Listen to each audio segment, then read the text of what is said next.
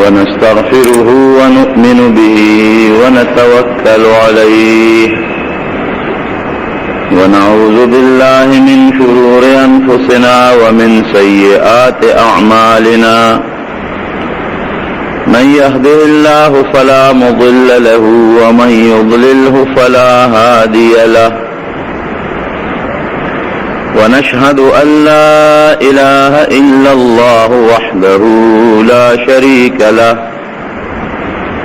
ونشهد أن سيدنا وحبيبنا وشفيعنا وسندنا ورحمتنا ومولانا محمدا عبده ورسوله أما بعد فأعوذ بالله من الشيطان الرجيم بسم الله الرحمن الرحيم قل هو القادر على أن يبعث عليكم عذابا من فوقكم أو من تحت أرجلكم أو يلبسكم شيعا ويذيق بعضكم بأس بعض انظر كيف نصرف الآيات لقوم يفقهون. رب العالمین قرآن حکیم کی فرمائی نبی علیہ السلام تا چلی خپل امت تا اعلانوں کا زمادہ دشمنے نزانو ساتی ما سرا اختلاف نہ کئی زمادہ حکمن و پابندیوں کی او قدا سنی نو اللہ وی زمادہ طاقت شترے چیز دوی تدبرنا عذاب رو لےگم دلان دینا عذاب ورکم یو بل سرے پا جگڑو کم او پا یو بلے وہم دا قرآن حکیم کے رب العالمین اعلان کئی او دا زمونگ ایمان دے کہ اللہ ذوالجلال واقعی انسان لا سمر سخت او سنگین سزا ورکول غوارن ورکولی شي سو کم دا رب العالمین دا سزا او دا اللہ مقابلے تا مخامخ نشی ادرے دے او نا دا چادا طاقت شتا کہ دا اللہ دا نیوک نبی آزان بچ کی و دنیا کے لئے غٹ غٹ قومون تیر شوی دی عادیان سمودیان فرعون او داغا قوم داغا لخکر نمرود شداد حامان دا لوئے لوئے بادشاہان پا زمانو دا سے تیر شوی دی چی اغیب دا سر دا پاسا سر نمانو او اغیب داوے کہ یو خو منگ یو کہ طاقت تے خو زمونگ طاقت تے او کله چې د رب العالمین گرفت پراغه د الله نیوکه پراله د الله قهر پراغه نو فرعون لکونو لخر بچ نکړې شو فرعونم غرق شو او هغه په لکونو لخر عام ور سره په دریاب کې ډوب شو دغه رنګ نمرود د خدای دعوا وکړه او خلقو به سجده ورته کوله لیکن کله چې د رب العالمین قهر او غضب پراغی د یو ماشی ګډ ماشی د لاسا الله راونی و سزا ولا ورکړه خپل د دنیا طاقت او بادشاہ بچ نکلی شو الم تر کیف فعل ربک بعاد ارم ذات العماد التي لم يخلق مثلها في البلاد الله وی اغا عادیان لوی لوی وجودونه او پا غرونو کے بیزان لسمس جوڑے کڑے وے غرونو بے سوری کول او سورنگانے پا غرونو کیستیو او زانتا اغوی چے کم طاقت وے دا طاقت اغا وقت کے پا دنیا کے دا بلچانو لیکن او گورا دا اغوی کورونا او گورا دا اغوی وطن او گورا رب العالمین پیدا سے عذابون راوستل چے نیستو نابود اکڑل وسمود الذین جابوا الصخر بالواد وفرعون ذی الاوتاد سمودیان د لوی لوی طاقت خاوندان نن وګوره په مقدس مکه نستو نابود دي او داغي غوطن او غزمه کنن کندرات پراته دي نو دا زمونږ ایمان دی چې د الله ذوالجلال رحم خو ډېر زیات دی بېشکه، خو کله چې انسان سرکشه شي او د رب العالمین قهر راشي نو د الله د قهر سره هم ګورې څه شی بیا سم ني. زمونږه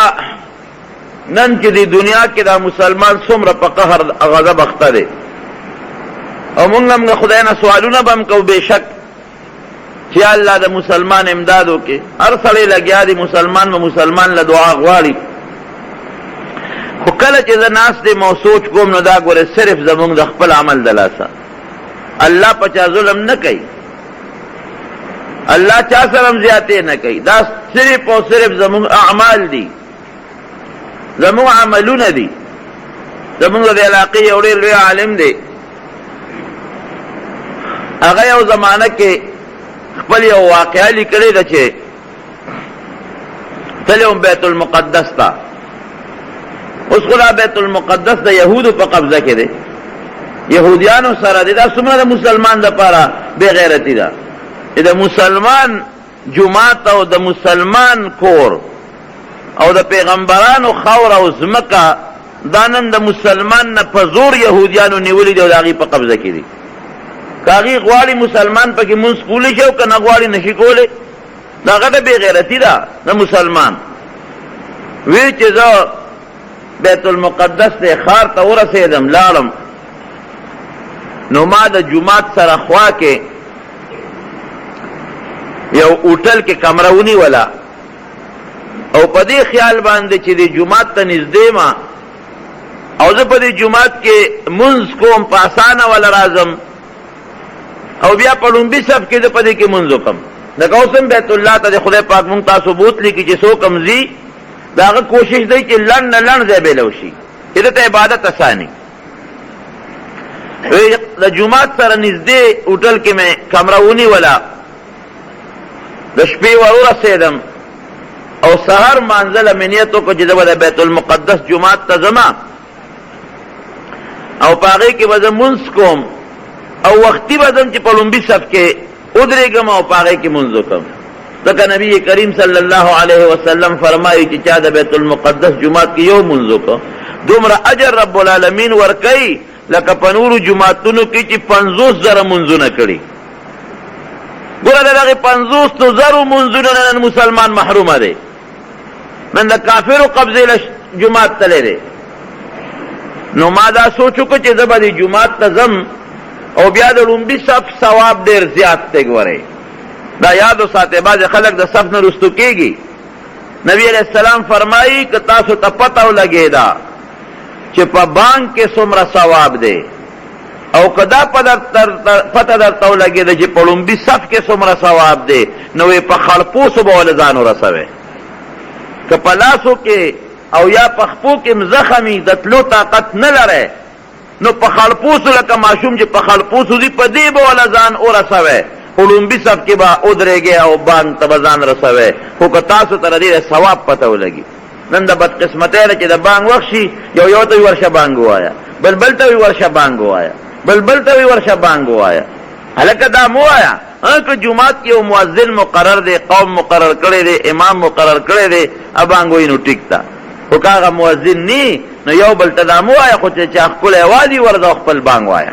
بانک کې ډېر لوی اجر دی. یا د لومبي صف نه یو بل ته وي مخکې کېږه، بل ته وي مخکې کېږه، دې کې ډېر لوی اجر او ډېر لوی ثواب دی په لومبي صف کې. او که ځای پکې نی او ته رالې نو بیا ستا مجبوري ده، بیا ثواب دویم نمبر کې شو. دویم کې ځای نشته او ته رالې نو بیا دریم نمبر شو، بیا خو مجبوري شوه د انسان. خو کوشش پکار دی چې په لومبي صف کې انسان په مانځه کې ودرېږي. دا یو خبره درته کومه،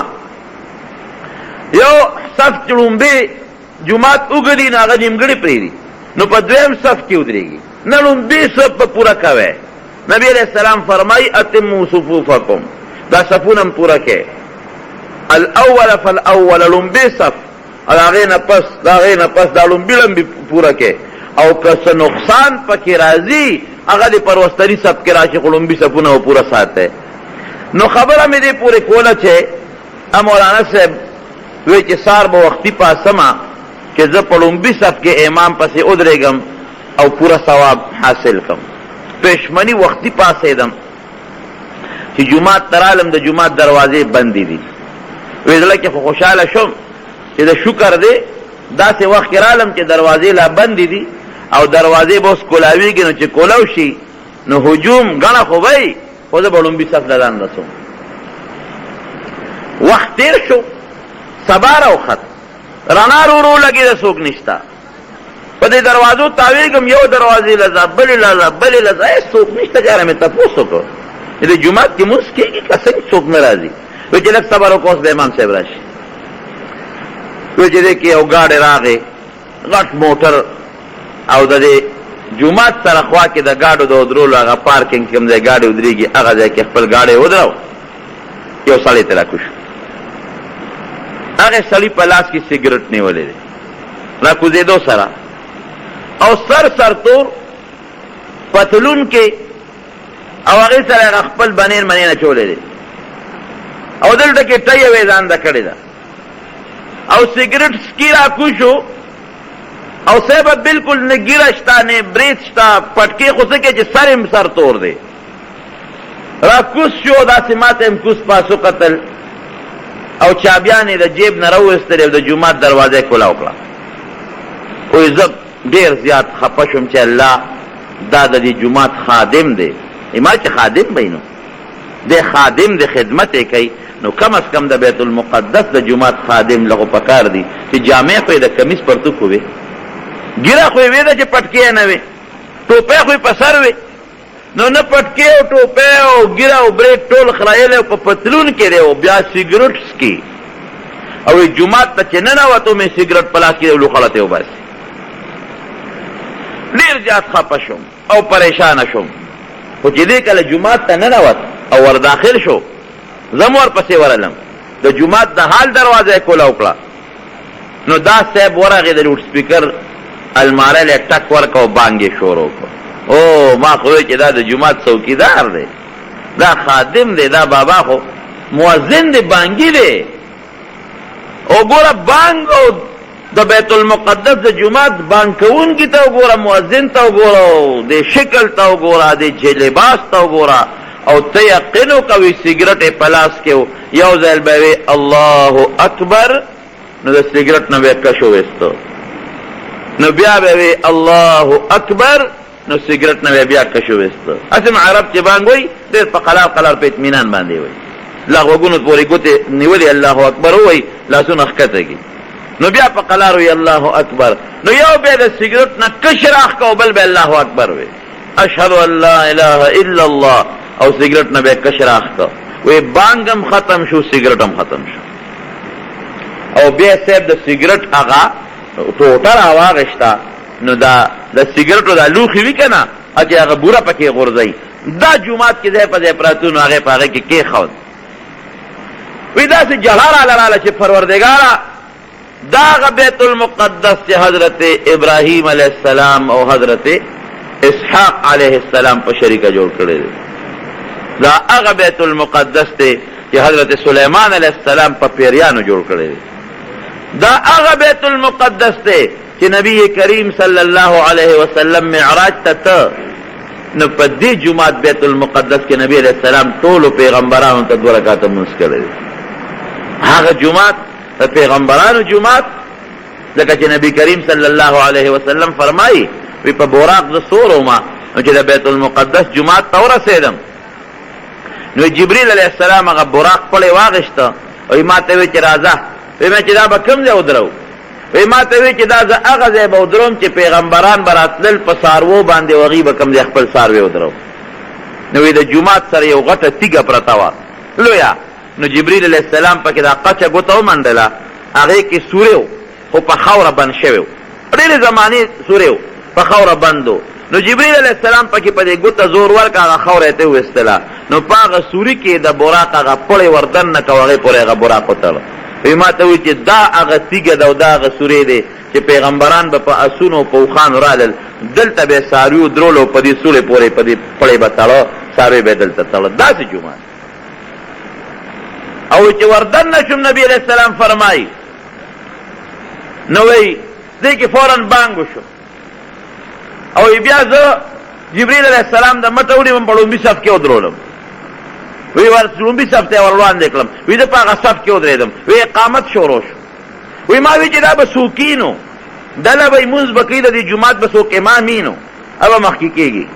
وی ما ته جبریل علیه السلام چې اقامت لا شو چې ور مخکې شوی، مې چې دا خو به څوک وي چې دا خلک ستا په انتظار ولاړه. وی ور مخکې شوم، په مصلی ودرېدم، 2 رکعاته مونځ مې ورته وکړ چې سلام مې وګرځاو. تپوس مې وکړو جبریل علیه السلام رانه په خپله تپوس کوي دا خلک چې دا دومره لوی هجوم او ډله ولاړه ده دا دې وپېژندل؟ مې چې نه ما خو نه پېژندل. وی دا د آدم علیه السلام نه تر عیسی علیه السلام پورې کم و بیش 1,40,000 پیغمبرانو چې تا ورته امامت دا مونځ وکړ. ټول وایي الحمدلله. نو پیغمبر علیه السلام ته په دغه جومات کې د امام الانبیا لقب ملو شو، د ټولو پیغمبرانو امام، امام المرسلین، د ټولو رسولانو امام. هغه جومات چې په 3 نمبر کې دی، لومبي جومات د بیت الله خوا کې مسجد حرام دی، د مکې مکرمې جومات. دویم د مدینې منورې د پیغمبر علیه السلام جومات، او ورپسې په 3 نمبر کې بیت المقدس دی. 3 نمبر کې دی د مونځ اجر او ثواب. او نبی علیہ السلام فرمایي وی یو جومات لبم سفر نه کوي، ځکه د ټولو جوماتونو له خلک منزل ځي په مونځ کې برابر دي. سفر دا چې سړی ځان سره بستره والی یا ځان سره بیگ والی او پلان کې جومات ته ځم هلته مونځ کوم، داسې به نه کوې، سفر به نه کوې. صرف 3 جوماتونو له به سفر کوې، یو د نبی علیہ السلام د مدینې منورې جومات، یو د بیت الله جومات، یو د بیت المقدس. دې ثواب د نورو نه زیات دی. او نور که یو سړی وي چې دې نه زه ځم او اسلام آباد کې جومات کې مونځ کوم، لاهور کې جومات کې مونځ کوم، پنډۍ کې جومات کې مونځ کوم، نو دا سفر ولا مه کوه. بس خپل کلي کې لوی جومات ګوره چې کم کې جمع زیات وي، او بس هغې کې خپل مونځ دې کوه، یا د خپل محلي جومات کې مونځ کوه، نور ټول په ثواب کې برابر. نو خبره مې دې پورې کوله چې هغه جومات او دا هغې بانګ او دې سګرټ ته ګوره، او امام دا مؤذن ته ګوره. وی اوس ډېر خفه یم، کېناستم، سنت مې وکړل چې امام صاحب به راځي، مقتدیان خو یو هم نشته. وی دې کې غر غر وشو، ګاډی ودرېده او یو سړی ترې کوز شو او جومات ته راننوت. چې مې هغه ته وکتل نو هغه هم په پتلون کې دی، او هغه هم دغه نیکر دی که څه شی د بنین دی که څه دی، هغه یې چولی دی، تی یې مخکې ویزان دی. د هغه هم نه پټکي شته نه ټوپی شته، سر یې خریلی دی، ګیره برید دواړه خریلی، او ټول لباس د انګریزان. زه خو دا خو د انګریز لباس یم، من تشبه بقوم فهو منهم. نبی علیہ السلام فرمایي چا چې ځان چا سره برابر کړه د هغې ډلې نه دی. که چا ځان د انګریزانو سره په شکل او په لباس کې برابر کړه د هغوی د ډلې نه دی، او که ځان چا د یهودو سره په شکل او په لباس کې برابر کړه د هغوی نه شو، او که ځان چا د پیغمبر علیه السلام او د صحابو سره په شکل او په جامه برابر کړه د هغوی نه شو. د دې قصو پته اوس نه لګي. نو خلک وایي دا شیخ دی، پټکې په سر دی، اوږدې جامې، خلک کم خوا لاړل، دا کم خوا لاړل. د دې شیخۍ او د دې اوږدو جامو او د دې پټکي پته به د قیامت په ورځ د نبي علیه السلام صف کې درته لګي. دلته خلک شیخانو پورې خاندي، ګیره پرېښې ده، شیخه مخکې شه او شیخه وروسته شه، او د دې ګیره د ګوره د ښکلې شکل د دې ګیرې پته او د دې پرتوب کمیس پته دا چې کله د قیامت ورځ ولګي او صفونه برابر شي، او یو خوا د یهودیانو صفونه شي، او بل خوا د پیرنګیانو صفونه شي، او بل خوا د رسول الله مبارک صف شي، نو بیا به هغه وخت کې پته ولګي. دا خلک به بیا هغه وخت کې افسوس وکړي، ګوتې باندې چکونه به ولګوي، اوهو دا مونږ پسو مونږ خو د شیخانو پورې خندل، د ده ګیره خو د حضور پاک په شانتې وه، دغه دې ورسره خوا کې ودرېده. د ده سر دا خو د نبي علیه السلام په شانتې و، د ده پټکې، د ده جامه، د ده ناسته، د ده ولاړه، د ده خبرې، دا خو د نبي علیه السلام په شانتې و. ګوره هغه د هغې سره صف کې ولاړ دی. او زما خو پتلونو، زما خو پتلون یو خو د ضرورت دپاره لکه بعضې ملازمینو باندې لازم کړي، یو دا چې د ډول دپاره پتلون اچوي، دا خو زما پتلون دی. او ما خو صاحب ټۍ مخکې یوې ځان له کړې وه، ما خو د انګریز سره ځان برابر کړی و، مټه به یې ونیسي چې هغه کلینټن سره او بش سره ودرېږه، هغه یهود او عیسایانو سره په صف کې ودرېږه. الله دې د هغې د صفونو نه وساتي. دنیا کې هېڅ پته نه لګي، دا چې د قیامت میدان ولګي هلته به بیا پته ولګي. وی صاحب هغه سرتور سر دی، ګیره برېت نشته، را کوز شو. وی چې راغې جومات ته راننوت، وي هغه سره هم سګرټ په خلاص کې وی ما چې دا به مقتدي وی نو راغې امام به لا وروسته راځي. وی چې څنګه دی راورسېده، هغه مصلې ته ور مخکې شو، دغه پکې امام یو مؤذن شو یو زه شوم په 3 کسان د سار جمع او امام سره د مصلی په خوا کې د سیګریټو هغه بل لوښی پروت او د ټولو صفونو مخ کې د سیګریټو لوښي پراته دي د هر یو قالین مخ کې د سیګریټو لوښی پروت دی وی امام هغه سیګریټ له کش ورکړه او سیګریټ یې راواغېسته او هغه په هغه لوښي کې کېښوده او یې چې الله اکبر جمع موکړه په 3 کسان ډېر پریشان یم خفه یم چې بار ته راووتم هوټل ته لالمه بیره راله راغې ناشته یې راله راوړل وی ما نه هغه بیره تپوس کوي د هوټل هغه خادم چې وروره یو تپوس ته نه کوم ته یهودي خو نه وی ما ورته وې کوڅو ته یم چې نه نه ما خو خبره خلاصه شوه وی ما چې تا په څو پېژندم چې د یهودي یم تا په څو پېژندم وی ما ته تپوس وکړو چې ته څوک یې وی چې د مسلمان یم هغه بیره وی چې د مسلمان یم وی ما ورته وی چې خطا زه په څو پېژندم چې د یهودي یم وی ما ته وی چې د یهودو هم غټې غټې ګیرې دي او پټکې یې والي دي او ستا هم ګیره ده او پټکې دې والي دي ځکه د ما باندې ګمان د یهودي راځي وی ما وی انا لله و انا الیه راجعون نن چې د کم مسلمان په سر پټکې دی هغه ته خلک یهودي وایي د کم مسلمان چې نن د پیغمبر سنت ګیره ده هغه ته خلک یهودي وایي راشه خپې وباسه د دې ښار نه هر کله چې د نبی علیه السلام پوشنګویي ده دا ښار د مسلمان د لاس ته تلو والا ده او په دې د کافرو قبضه راتلو والا ده یقینا څو کاله وشو د دغې واقعې نه پس چې راغلل په یهود قبضه پې وکړه مسلمان یې تباه کړ وینیول او هغه څه مسلمان سره وکړل چې نن تاریخ تر ننه پورې نه دي معاف کړی ننه پورې خلک یا الله د فلسطین د مسلمان سره امداد وکړي وایي که نه وایي لیکن رب العالمین هغې حالت ته ګوري چې دې سره امداد وکړم دی پرېږدم اوس چې ته قل هو القادر على ان یبعث علیکم عذابا من فوقکم نام د برن عذاب دی په دا سر یې وایي په دا سر یې وایي په ګولی باندې ولي او من تحت ارجلکم یا د لاندې نه به در باندې عذاب راولم ځمکه به درشلوم خو درنه کوم بم پکې او یلبسکم شیعا ډلې ډلې به درنه جوړې کړم دا فلان کې ډله دا فلان کې ډله ویذیق بعضکم بأس بعض په یو بل به مو ووهم نه ګورئ مسلمان په یو بل نه والي کېږي انظر کیف نصرف الآیات لقوم یفقهون اے پیغمبر نظر وکړه دا څنګه ښکلې ښکلې د قدرت نښې او خپل دلایل پوښ کوم خو چې څوک پوی خوشي پې کنه پویه خو ته والي کنه هغه قوم الله را نیولې دي تر ننه پورې معاف نه دی او اوس هم چې ته په اخبار کې تاسو د دغې خلکو فوټوان وګورئ په اخباراتو کې به تاسو وینئ چې فلسطین والا لګیا دي او په اسرائیلو غوزار کوي او په کاڼي پې غوزار کوي او په لیندو پې غوزار کوي داسې ده په دې کې پر اخباراتو کې راځي نو ګورئ اوس هم که تاسو ورته وکتل نو د هغې ښځې زنانه اوس هم پتلونونو کې ګرځي نو چې یو قوم بیا هم توبه نه باسي الله به یې څنګه معاف کړي سړي خو یې څه کې ښځې اوس هم پتلون کې ګرځي د فلسطینیانو د ښځو اوس هم لوپټې نشته د ښځو اوس هم بورقې نشته د ښځو اوس هم کمیس نشته زنانه اوس هم په پتلونونو کې ګرځي دا الله ونیول که نه دا خو یو قاعده ده بعضې خلک دا سوال کوي یاره دا مسلمان الله وي او کافر نه وي دا ولې نو چا چې زوی بل چا سره په جنګ شي نو هوښیار پلار دا دی چې خپل زوی به وي او کا پردی به وي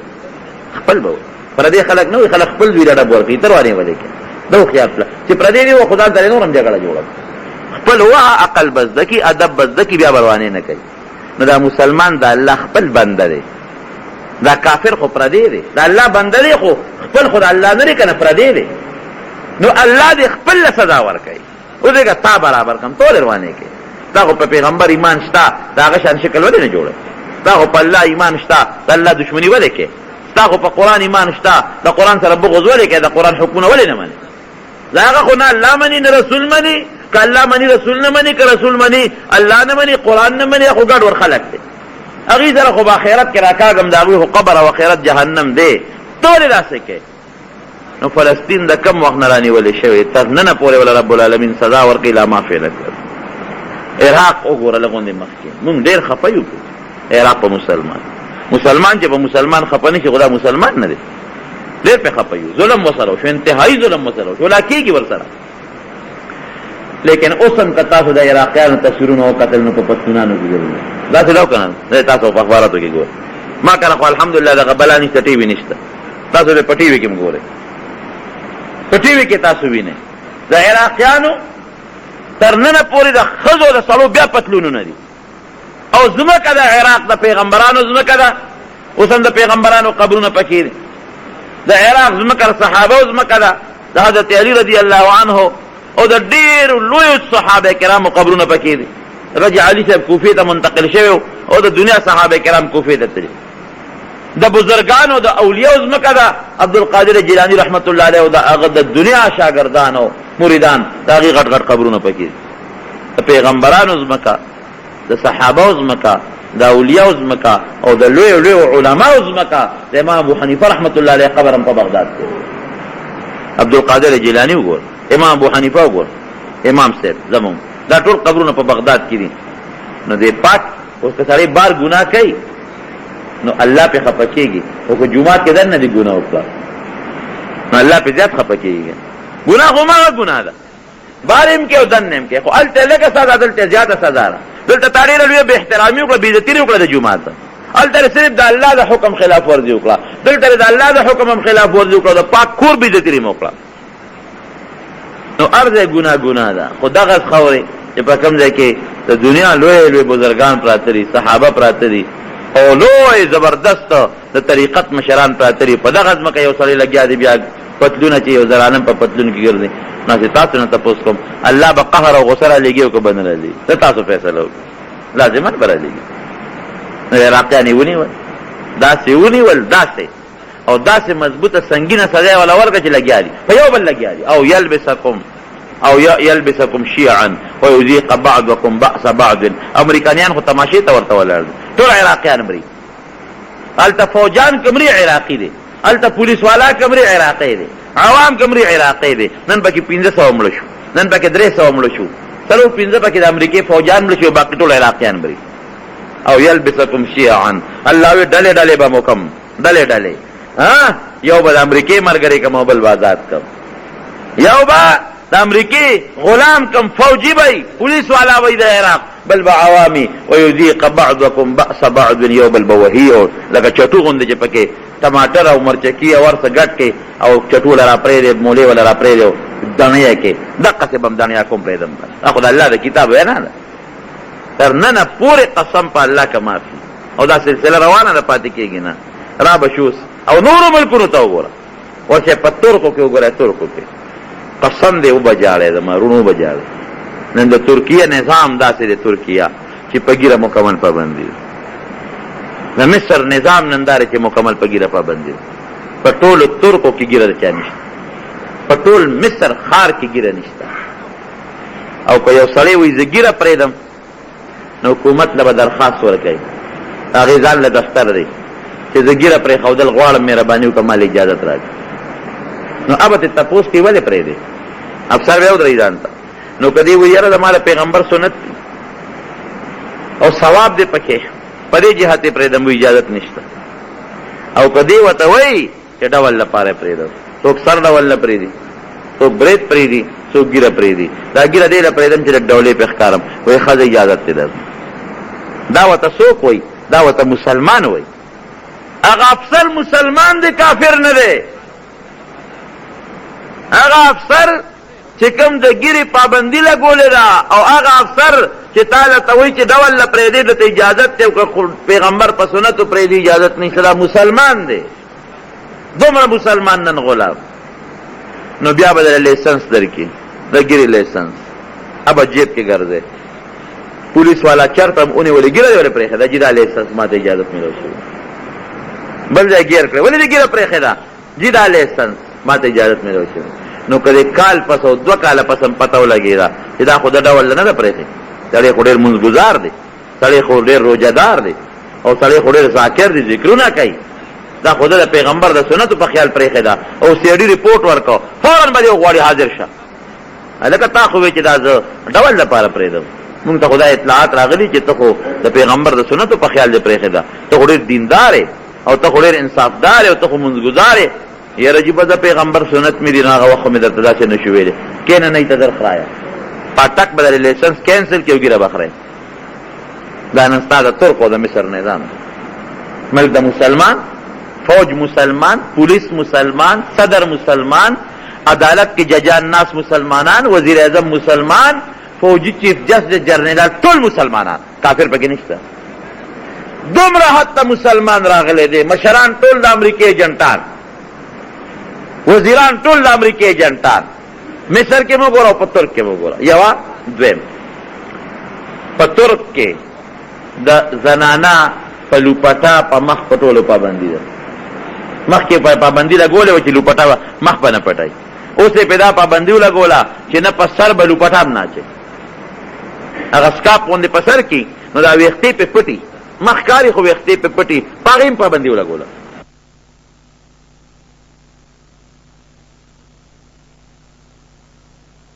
ترک حکومت د کافر نه دی، د مسلمان دی. دا په کورسو کې ورته ناست دا مسلمانان دي، کافر نه دي. دغه فیصلې چې ولا کوي دغه مسلمانان دي، دغه پولیس مسلمانان دي، نظام ولا جوړ کړی مسلمان دی، خو د چا په خواهش؟ د امریکې او د یهودو په خواهش. او زه افسوس سره دا خبره کوم چې دا قانون امریکا په مسلمان لګوي، دا په یهودي نه لګوي. د یهودو ګیره شته، یهود ګیره پرېږدي، هغه ته نه وایي چې خورای. دا پابندي په سیک نه لګوي. وګوره په هندوستان کې د سیکانو ښې غټې غټې ګیرې دي، دا د پټکي پابندي په هغوی نه لګوي. د سیکانو هغه پګ، هغوی ورته پګ وایي، چې سر نه چې تو کړي پټکي غوندې شکل، هغه په هغوی باقاعده سیکانو په سر کړی. ستا د هندوستان وزیر اعظم چې دی را به شو که نه؟ اوس دې خوا به را شو. د هندوستان چې ستا کوم وزیر اعظم دی هغه سیک دی که نه؟ پک په سرای که نه په سرای؟ تاسو ماله جواب راکړئ. په سرای. او هغه ګیره خپله پرېښې ده او که نه ده پرېښې؟ نو افسوس دا دی چې د هندوستان سیک وزیر اعظم په خپل شعار او په خپل پګ نه فخر کوي، په هغې شرم نه ورځي، او هغه له په هغه خپله ګیره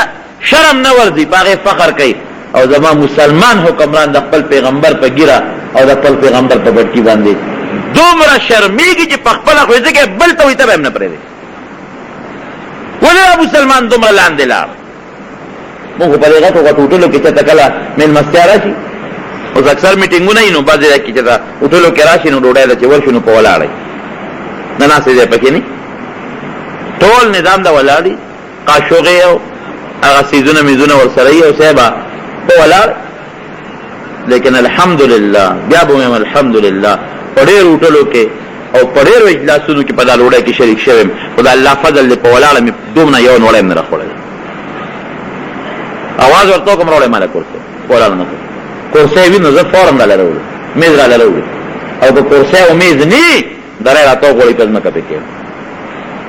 دا ټولو نه یې ښه په اطمینان وخوړه. دا لکه د خرو دا په ولاړه چې خوري که نه، تاسو د دې خوراک نه لرې کتلی، قسم په خدای لکه د خرو د سپو یې خوري. دا د حقیقت هم دی.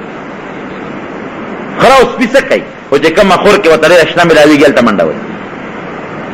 دقه څنګې دلته هم دی چې راشي یو لوښي کې وګورو چې دی کې فروجې دي، بلکې وګورئ هغه هلته چې چرخ هلته پر دنه ورمنډه کړي، هلته لاړ شي، هلته وګوري هو ناریغ غوښه خو دلته نشته، خو هلته را دلته قرآن خلاصه شوه، منډه کړي، اکثر یو بل له جامې مو لړي، هلته ورمنډه کړي.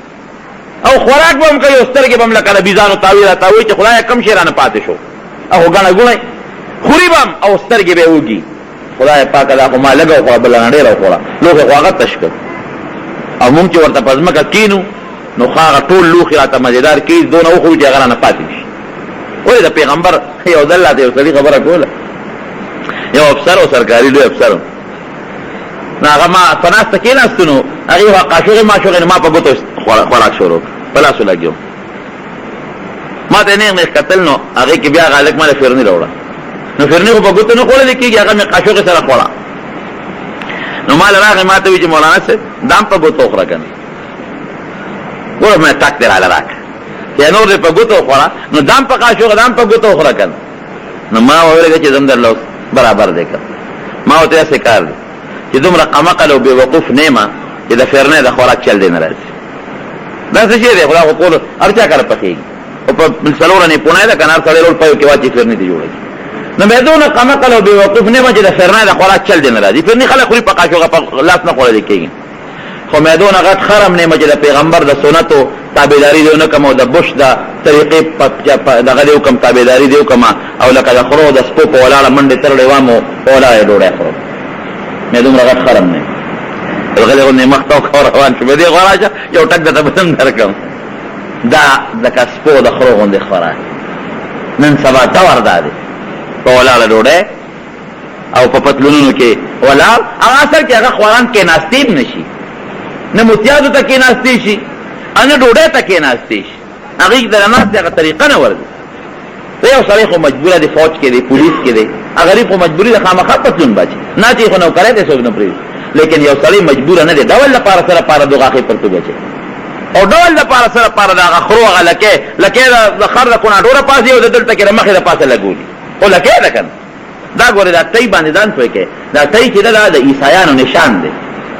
عیسایانو یو نشان دی دقسې صلیبي نشان د جمع دا نشان د عیسایانو وي نو هغې دې ټی کې دلته د جمع نشان دوستي بالکل دا د عیسایانو نښه ده دلته پکې هغه جمع روستي صلیب دی وي صلیب هغه شی چې عیسی علیه السلام پې ځان پانسي کړی دی د هغې عبادت کې باقاعده رسلي نو الله راونیول او زمونږ د ګیرې پابندي شوه په تور کې وګوره په دغه کې مصر کې وګوره او اوس به خپل وطن پاکستان ته راشو زمونږ په دې ملک کې وګوره نن پاسپورټ ته جوړولی شي نشي جوړولی که پاسپورټ له ورلې ځکه نه یو کارو کې یو سړی ورشه پاسپورټ جوړوم او پټکې ووهې کوزی به نن د پټکي سره په پاکستان غوندې ملک کې پاسپورټ نشي جوړولی یو لوی عالم دی دی شوی هغه ته قصه کوله ورلم ما چې زه هغه جوړوم پاسپورټ جوړوم مولا سے پټکي کوزته مې چې دا پټکي نه کوزوم چې نه کوزې موږ ته اجازه نشته په کمپیوټر بدله فوټو والی پټکي به کوزې دومره سخت ظلم د پیغمبر سکھ کا پاسپورٹ جوړی په پاکستان کې جوړی ناغت دا نه و چې دا پګ دی کوستا او مسلمان کدل ته پاکستان کې پاسپورٹ جوړی پټکې دی کوستا او داسې دور بدر باندې راشي الله دې زمون په جون کې نه راوړي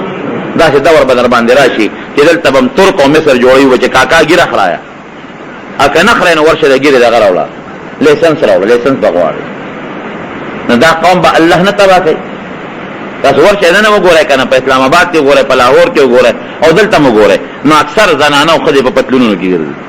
نو پټې خلکو غرزولې دي خدو دا د الله قهر او کته دا چې نه خلک بخپل کار کوي نه ولې خپل کار کوي نبی کریم صلی الله علیه وسلم فرمایي چې بنی اسرائیل کې یو قوم صالح زره پکې ګناهګار الله ولا فرشتي ته حکم کو ورشه د ازمکه او چته کو د پاسه پیرا واړو رب العالمین دې کې خوش پېته زره کسان پاک دي اخو دا ګناه نه کوي دا چې مخصوص کوم ګناه را خدا صالح زره کې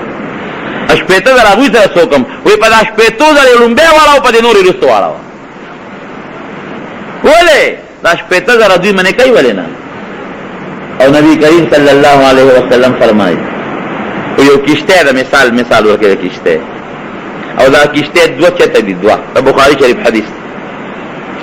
یو قوم د کشته په لاندې چت کې اوسېږي او بل قوم د کشته په بره چت کې اوسېږي دا لاندې چت والا ځي بره چت ته خېږي او ځان له اوبه رالي ځکه د دریاب نه اوبه رالي نو هغه اوبه خو په بورقه به رالي که نه لاندې خو سورې نه شي کولی دا بره چت والا ورته وایي چې وروره مونږ د بره خېږي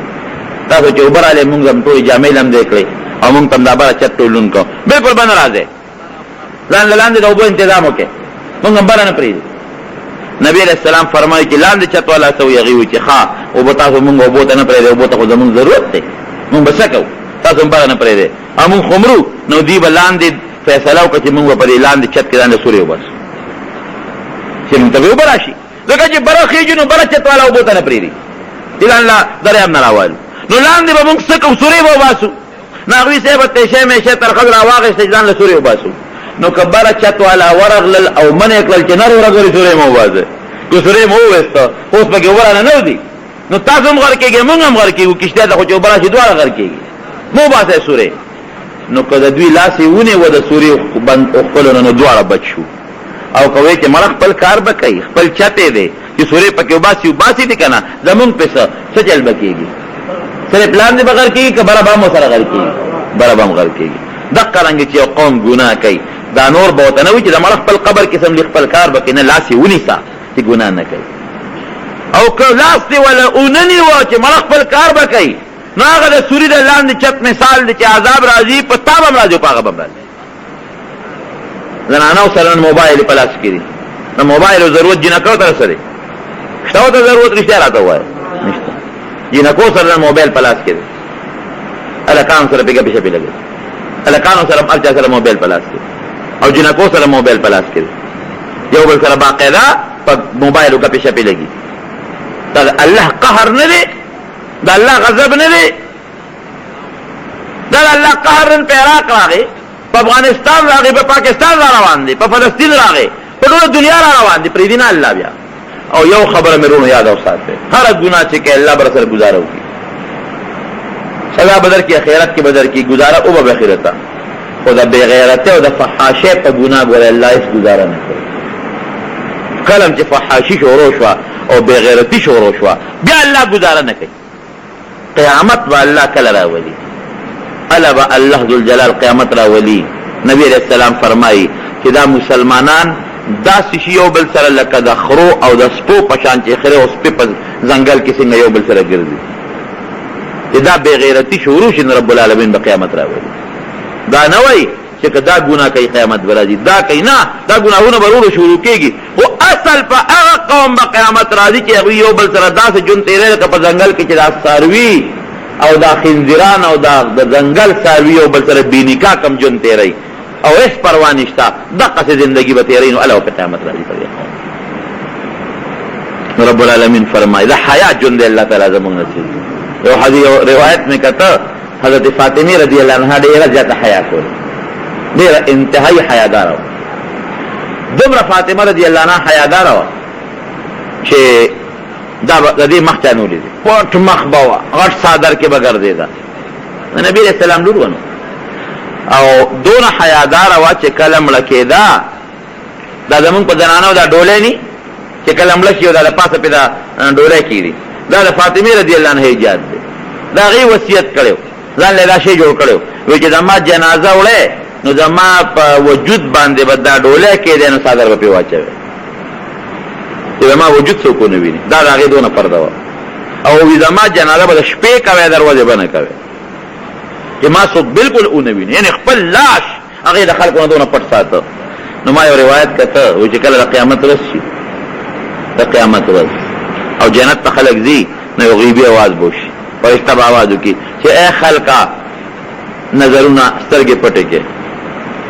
پټه کې اثرونه خطه کې د نبی رسول الله قشلو فاطمه روانه د جنت ته دنیا کې حیا او پرده کولا